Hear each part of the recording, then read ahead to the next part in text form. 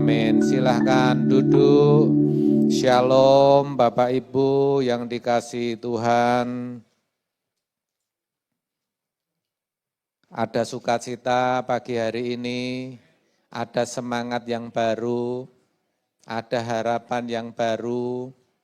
Ya, Bapak Ibu, sebelum saya sampaikan firman Tuhan, saya ingin menyampaikan kepada saudara, sekiranya di dalam pelayanan saya sepanjang tahun 2025 bersama keluarga ada hal-hal yang mungkin tidak berkenan di hati Bapak Ibu Saudara, saya mohon maaf. Dan saya berjanji di tahun yang baru ini bersama dengan keluarga, juga keluarga besar, saya akan melayani Bapak Ibu Saudara dengan lebih baik. Amin. Saya sampaikan ini sebab pada waktu tanggal 31 Desember saya ada di Surabaya, ada di Wonogiri. Saya tidak bisa mengikuti acara tutup tahun di tempat ini. Dan marilah kita memandang tahun 2026 ini dengan penuh harapan di dalam Tuhan. Amin, saudara.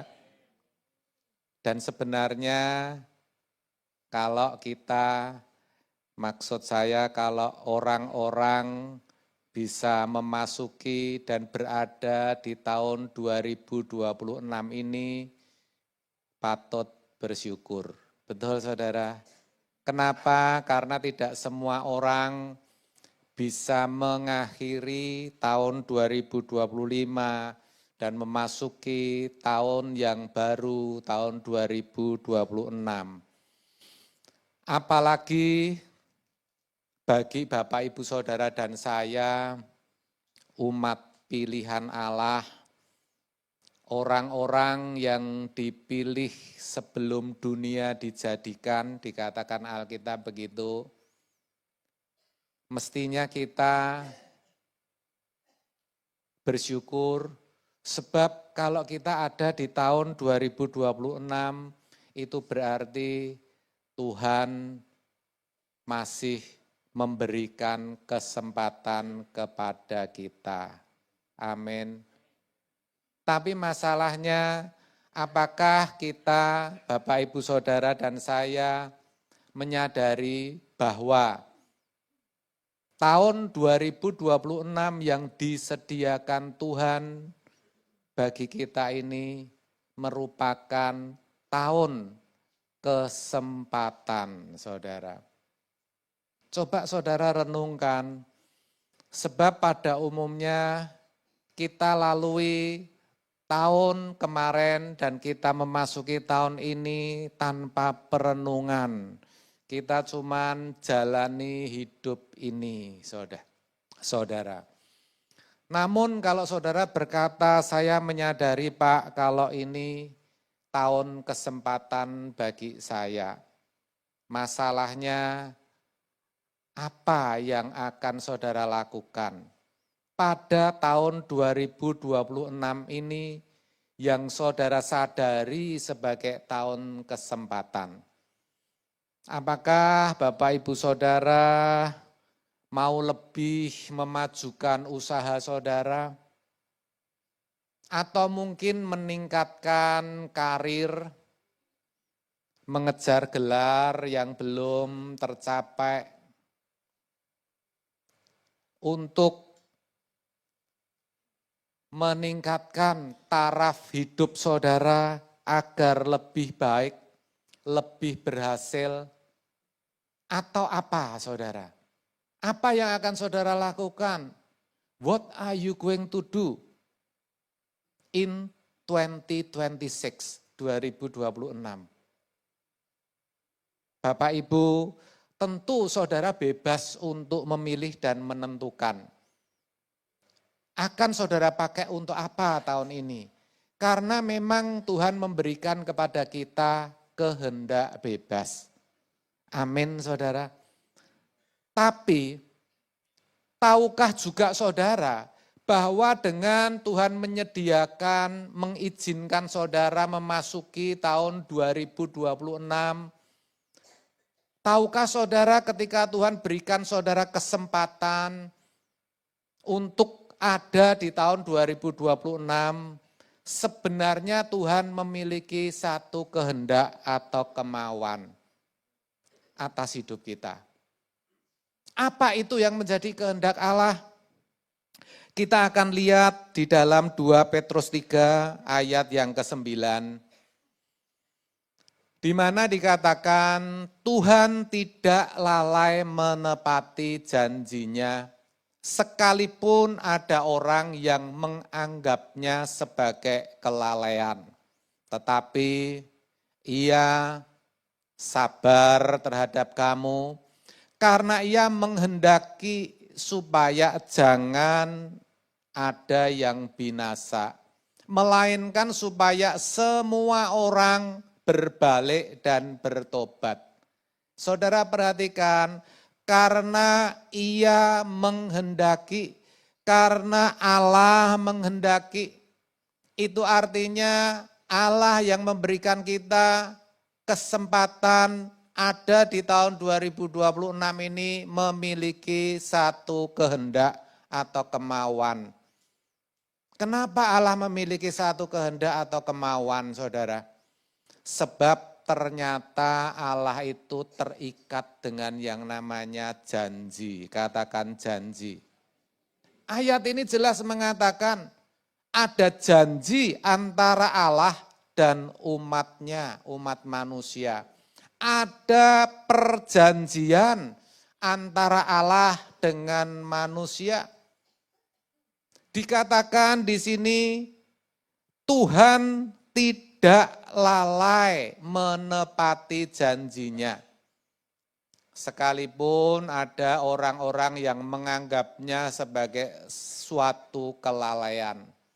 Pertanyaannya, janji Tuhan itu apa? Ya, apakah kita ngerti sih janji Tuhan? Coba saudara renungkan janji Tuhan dalam hidupmu itu apa? Tahu enggak saudara?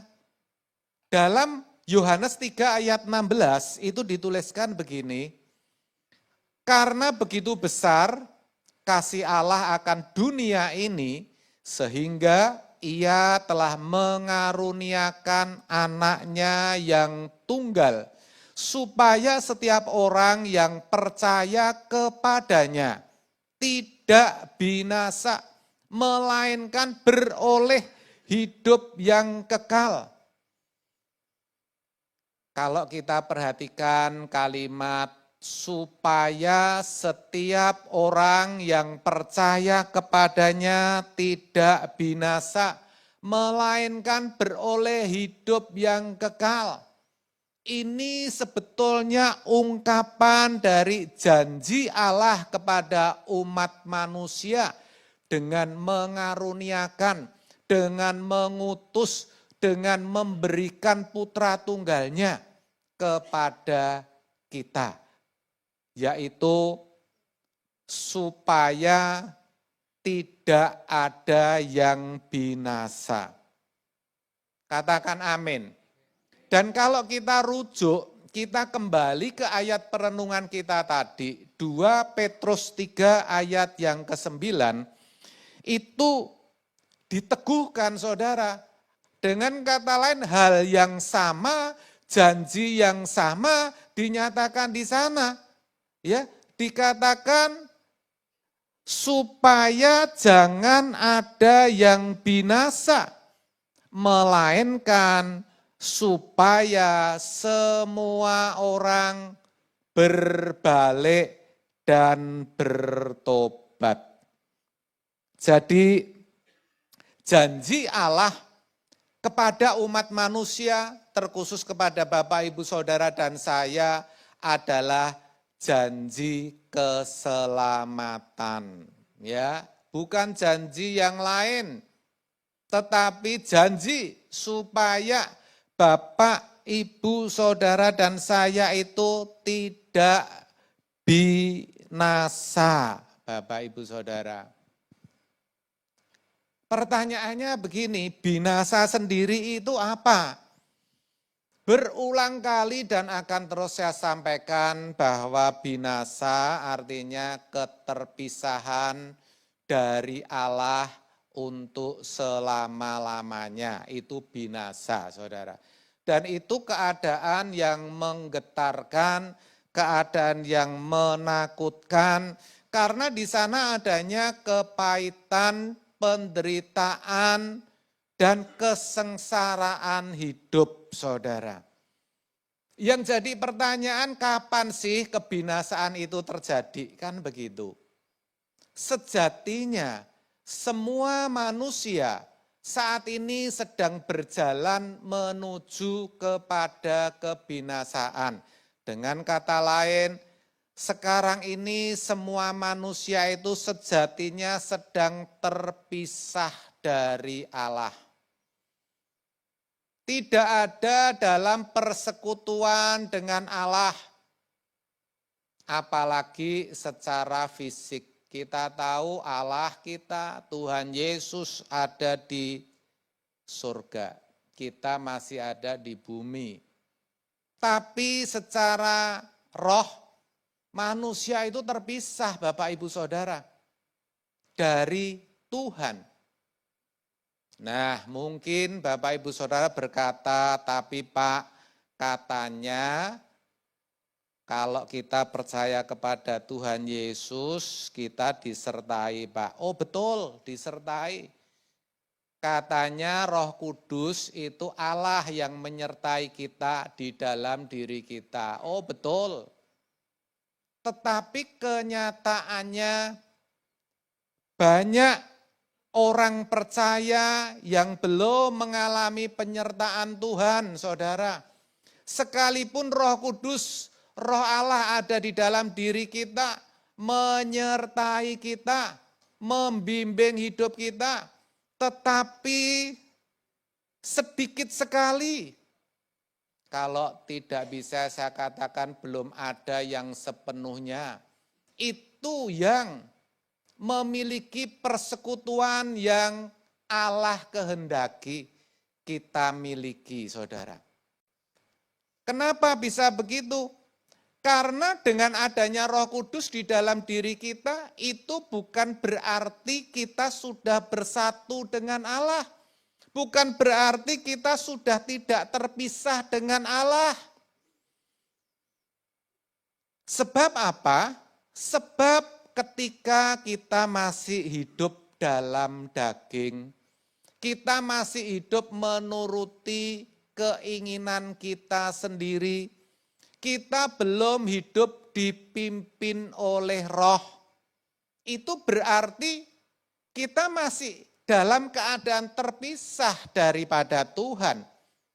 Tuhan tidak bisa menyertai kita. Hanya orang-orang yang bisa menyatu dengan Allah, mengerti kehendaknya dan melakukan. Maka penyertaan Tuhan itu akan dialami secara utuh. Kisah Natal baru saja berlalu. Maria disertai oleh Tuhan. Kenapa? Karena dia mengerti apa yang menjadi kehendak daripada Allah untuk mengandung bayi Yesus. Dan dia melakukan sekalipun memiliki banyak resiko, saudara. Maria mengalami penyertaan daripada Tuhan.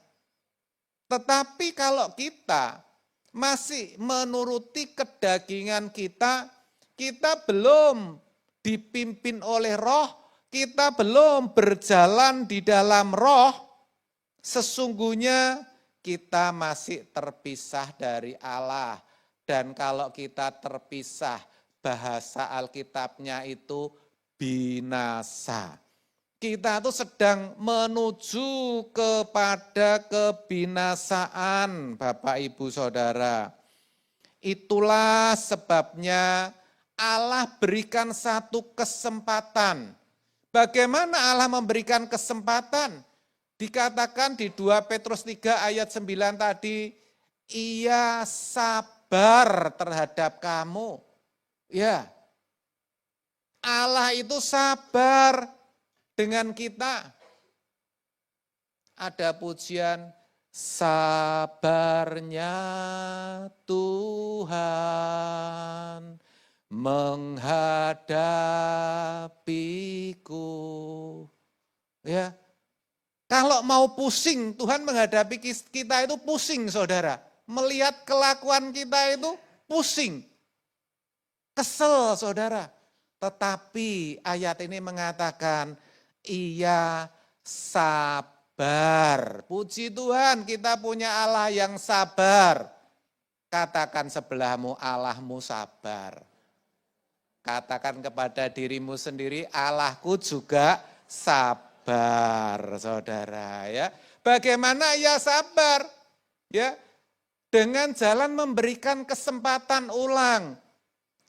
Bagi kita selalu diberikan kartu kuning, kartu merahnya belum muncul. Kita salah kasih kartu kuning. Kita buat Tuhan sedih kasih kartu kuning lagi, saudara. Kartu merahnya belum muncul. Beda sama sepak bola, saudara. Dan itu merupakan atau menunjukkan kasih Allah yang besar. Seperti dituliskan Yohanes 3 ayat 16 tadi. Itu menunjukkan adanya satu anugerah yang tak ternilai, saudara. Yang harus kita responi, harus kita sikapi dengan benar. Jadi kalau kita di hadapan kita terpampang waktu, terpampang tahun 2026, terpampang ada satu kesempatan, ini harus disikapi dengan benar. Katakan amin. Ya, kita harus isi dengan sesuatu yang benar. Katakan amin. Loh, kok sebagian? Katakan amin, saudara. Ya, saudara. Pertanyaannya begini, kalau begitu apa yang mesti kita lakukan? Kita harus isi dengan apa tahun 2026 ini? Tentu Allah yang maha cerdas dan maha bijaksana tidak mungkin tidak memberitahukan kepada kita. Dan itu jelas juga diungkapkan dalam ayat perenungan kita tadi 2 Petrus 3 ayat 9. Ia sabar terhadap kamu karena ia menghendaki supaya jangan ada yang binasa, melainkan ya, supaya semua orang berbalik dan bertobat. Artinya kita harus isi tahun 2025 ini dengan yang namanya pertobatan. Katakan pertobatan. Ya. Tahun 2026 365 hari sepertinya panjang. Tahukah saudara sekarang sudah tanggal berapa? Itu berarti cepat sekali, saudara. Betul? Cepat dan akan segera berlalu, ya. Maka harus kita isi dengan yang namanya apa? Pertobatan. Kita harus berbalik dan bertobat. Itulah maksud dan tujuan Tuhan memberikan kita kesempatan di tahun 2026. Yaitu kesempatan untuk berubah. Katakan berubah.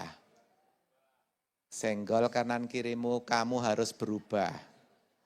Iya, harus berubah ya. Harus berubah ya. Saya tahu, saya mengerti dengan baik bahwa Bapak Ibu Saudara itu orang baik. Dan saya tahu kalau Bapak Ibu Saudara tahu itu. Tahu bahwa diri saudara itu orang baik. Ya kan, tidak melanggar hukum, enggak mencuri, apalagi merampok, enggak ada yang kayak begitu. Memang saudara, secara lahiriah, secara fisik itu kita orang baik. Tentu dalam pemandangan manusia, betul? Tetapi coba sekarang kita periksa diri kita masing-masing secara batiniah hati kita. Kalau enggak bisa memeriksa hati, tolong periksa perasaan saudara, pikiran saudara. Ya, karena yang memainkan hidup kita, seperti apa hidup kita, apa yang kita jalani setiap hari, itu ditentukan perasaan dan pikiran kita, saudara. Coba koreksi, setelah 4 hari kita lalui, masih adakah rasa kekhawatiran, rasa takut, rasa cemas? Masih adakah pikiran-pikiran yang nyelonong, pikiran-pikiran yang dikatakan bukan kebajikan dan patut dipuji? Pikiran-pikiran yang tidak adil, artinya pikiran-pikiran yang jahat, pikiran-pikiran yang tidak suci, pikiran-pikiran yang tidak mulia, ya seperti dituliskan dalam Filipi 4 ayat yang ke-8. Kalau kita punya kerendahan hati, kita jujur, kita tahu, kita akui bahwa semua itu masih ada. Gerak perasaan, gerak pikiran kita masih ada sesuatu yang kita inginkan supaya kita dipandang terhormat, dipandang lebih, dipandang tahu, dipandang pinter, dipandang mampu, dipandang kaya, dan lain sebagainya. Ya, masih ada di antara kita yang menampilkan kepura-puraan di hadapan orang, pura-pura baik, tapi tidak ada yang pura-pura jahat, saudara. Ya, semua pura-pura baik, saudara. Ya, itu namanya kemelesetan, itu namanya ketidaktepatan dengan pikiran dan perasaan Tuhan. Itulah sebabnya, ya Bapak Ibu Saudara, Tuhan tidak menghendaki kita hanya menyadari adanya kemelesetan itu. Tuhan tidak menghendaki hanya kita itu menyesali. Iya ya, tadi dikatakan Pak Bambang, it's me, itu aku. Nyesel aku nyesel. Enggak cukup saudara kita nyesel, karena penyesalan tidak membuahkan apa-apa. Katakan amin. Tetapi yang Tuhan mau lebih daripada itu. Yang Tuhan mau adalah kita berbalik dan bertobat. Apa saudara? Berbalik dan bertobat. Berbalik itu artinya apa? Berbalik artinya benar-benar meninggalkan perbuatan dosa. Kalau saudara menyadari masih ada perbuatan dosa, saudara harus tinggalkan itu, saudara. Benar-benar mematikan kodrat dosa. Kodrat dosa itu sering muncul tanpa kita undang. Ya, kadang-kadang kita tahu kita tidak mau melakukan itu, tetapi toh kita lakukan. Kenapa bisa begitu? Sudah janji saya enggak mau lagi berkata-kata kotor menyakiti orang, tetap itu muncul. Kenapa saudara? Karena ada kodrat dosa, ada bibit yang belum mati. Dan Tuhan sediakan peristiwa demi peristiwa, ya supaya dalam setiap peristiwa itu kita bisa matikan, kita bunuh sampai ke akar-akarnya, sampai enggak muncul lagi, saudara. Benar-benar menanggalkan manusia lama kita. Manusia lama berbicara tentang karakter, sifat-sifat sebelum kita mengenal Yesus. Dan setelah kita mengenal Yesus, sifat-sifat jelek, sifat-sifat yang tidak berkenan itu masih kebawa, saudara. Itu manusia lama.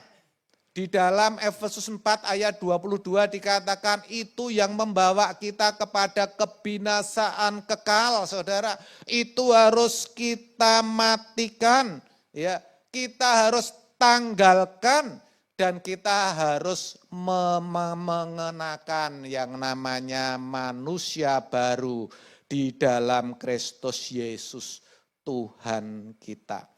Dengan kata lain, kita harus mengubah arah hidup kita.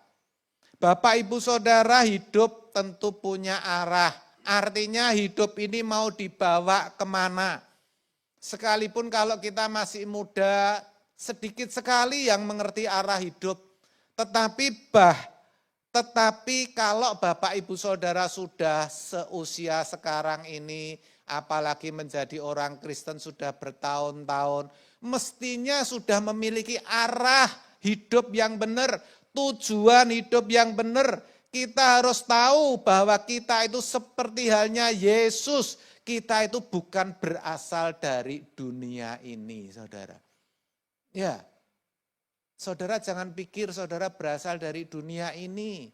Dan kalau bukan berasal dari dunia ini, kenapa kita ada di dunia ini? Pertanyaannya, karena kita numpang. 1 Petrus 1 ayat 17 mengatakan, selama kamu menumpang di bumi ini, ya mampir. Kalau kita mampir, itu artinya satu hari kita akan kembali kemana kita berasal. Betul saudara? Ke rumah kita.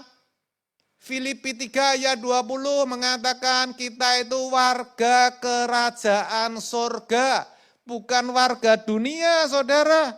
Ya, KTP sih boleh, KTP tipes, ya kan saudara. Boleh kita warga negaranya Indonesia, tetapi ingat itu sementara.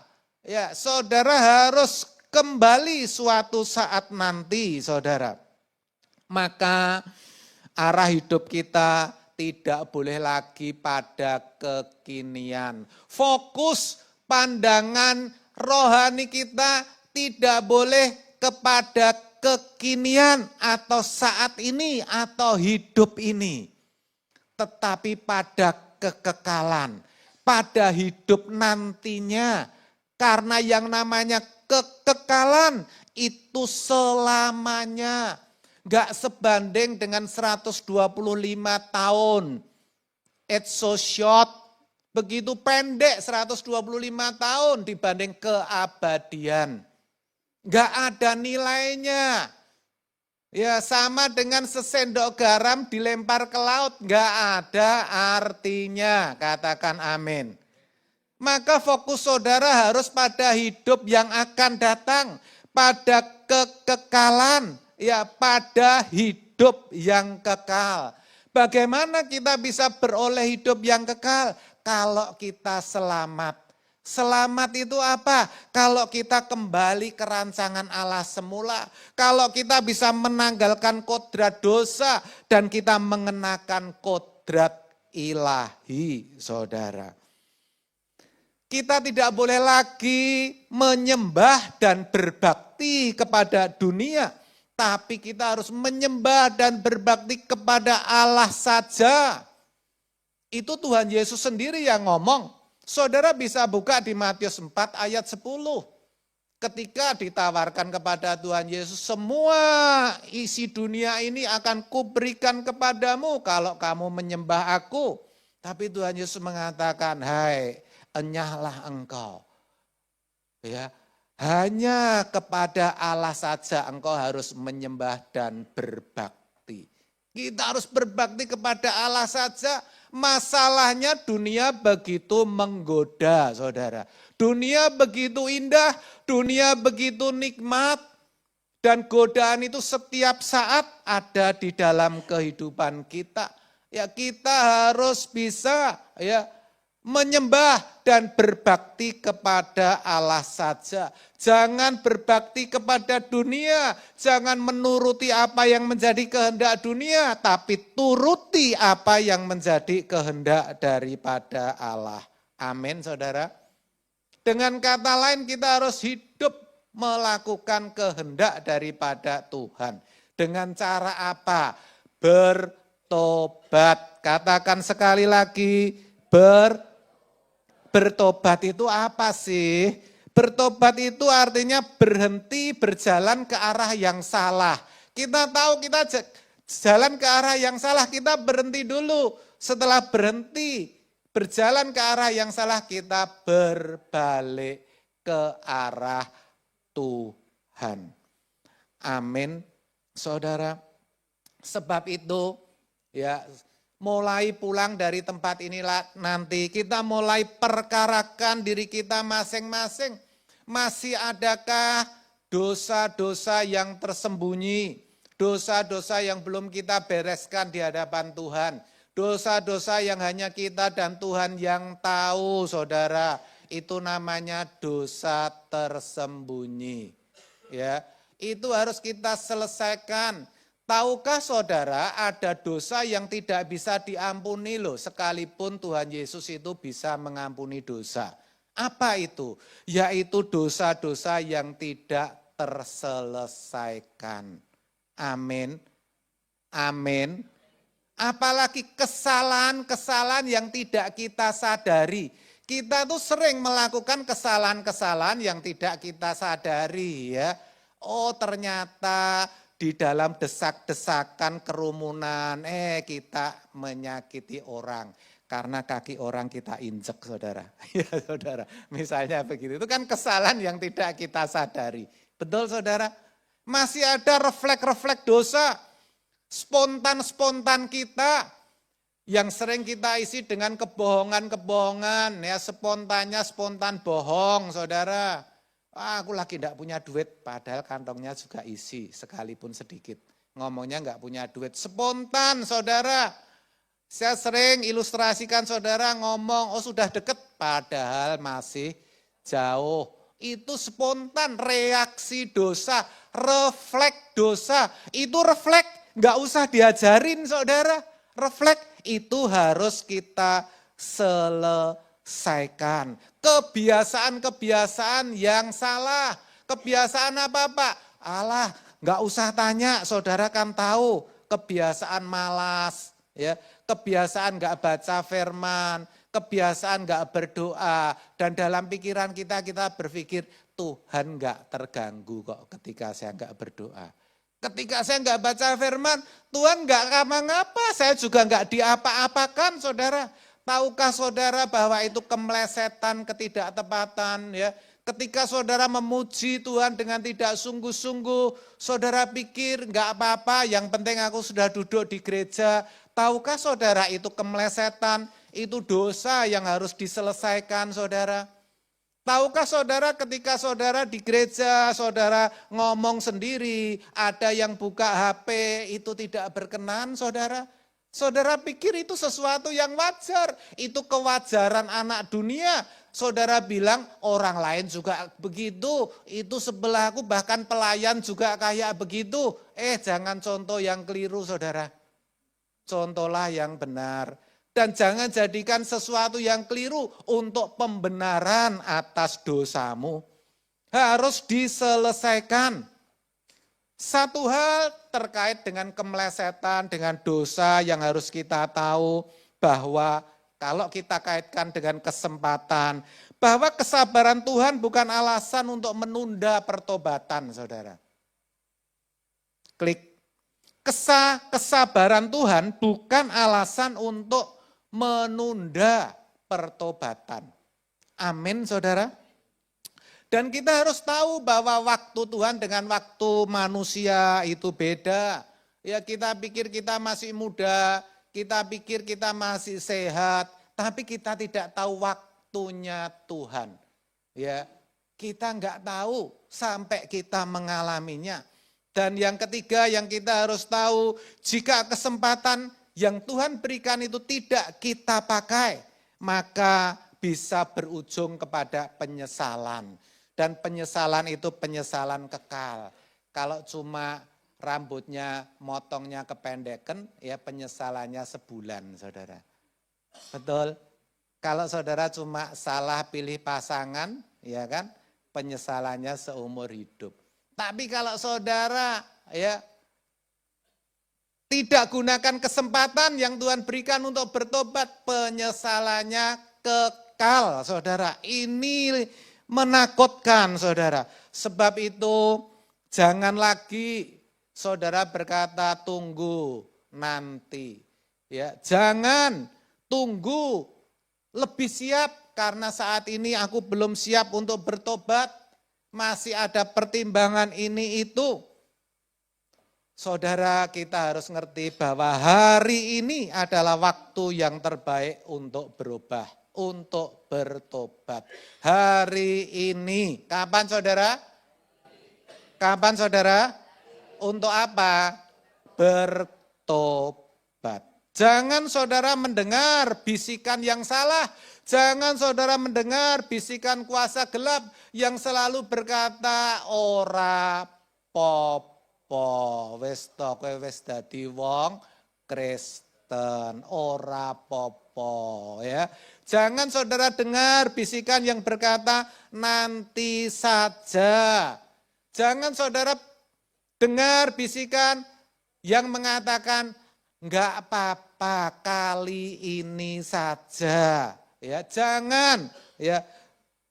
Jangan saudara dengar suara-suara yang mengatakan percuma kamu bertobat atau tidak, podo wae. Uripmu, penghasilanmu, keuanganmu ya tidak akan berubah, omahmu ora bakal tambah, karirmu enggak bakal meningkat, keluargamu sama saja. Bohong semua. Itu tipu daya iblis, itu kebohongan daripada iblis. Ya, justru ketika kita menunda pertobatan kita, Tuhan tidak bisa mendengar kita. Perhatikan, kalau kita menunda pertobatan kita, Tuhan nggak bisa mendengar kita karena ada pemisah antara Tuhan dan kita. Sekalipun Roh Kudus ada di dalam diri kita terpisah daripada Allah. Allah tidak bisa mendengar doamu kalau saudara tidak bertobat, saudara. Ya, sebab apa? Sebab Dia sekalipun ada di dalam diri kita tetapi jauh tidak bisa mendekat, apalagi memberkati saudara. Jadi jangan berharap kalau saudara tidak bertobat, saudara hidupnya diberkati. Kenapa bisa begitu, saudara? Yesaya 59 ayat 1 dan 2 mengatakan sesungguhnya tangan Tuhan tidak kurang panjang untuk menyelamatkan. Jadi Tuhan punya kesanggupan untuk menyelamatkan. Ya. Dan pendengarannya tidak kurang tajam untuk mendengar. Artinya Tuhan bisa mendengar seru doamu, saudara. Tetapi yang merupakan pemisah antara kamu dan Allahmu ialah segala kejahatanmu. Kalau kita bicara jahat adalah segala sesuatu yang tidak sesuai dengan kehendak Tuhan. Dan yang membuat Dia, yang membuat Allah menyembunyikan diri terhadap kamu. Sehingga Ia tidak mendengar ialah segala apa? Segala apa? Dosamu. Dosa kita menjadi pemisah, dosa kita menjadi penghalang. Tetapi saudara, ketika saudara lakukan perintah Tuhan, ya, saudara bertobat dan itu saudara mulai hari ini terus, karena yang namanya pertobatan itu bukan sekali, yang namanya pertobatan itu bukan sehari, tetapi setiap kali kita meleset dari kehendak daripada Tuhan. Begitu kita sadar, oh ya tadi aku kok keliru bertobat, oh ya tadi kok keliru bertobat. Jangan sampai teratuk pada batu yang sama. Ya, katanya kerbau pun tidak akan teratuk pada batu yang sama. Kalau kita teratuk pada batu yang sama berarti kita seperti, bukan saya yang ngomong ya saudara. Ya betul saudara. Ya. Tetapi ketika kita bertobat, apa yang terjadi saudara? Yang terjadi hidup kita diubahkan. Dari yang tidak berkenan menjadi hidup yang berkenan kepada Tuhan. Dari hidup yang tidak menyenangkan hati Tuhan menjadi hidup yang menyukakan hati Tuhan, saudara.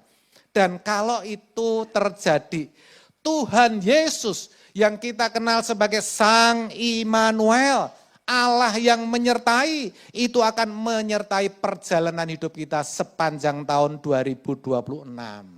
Sehingga apa? Segala yang kita butuhkan Tuhan sediakan, katakan amin.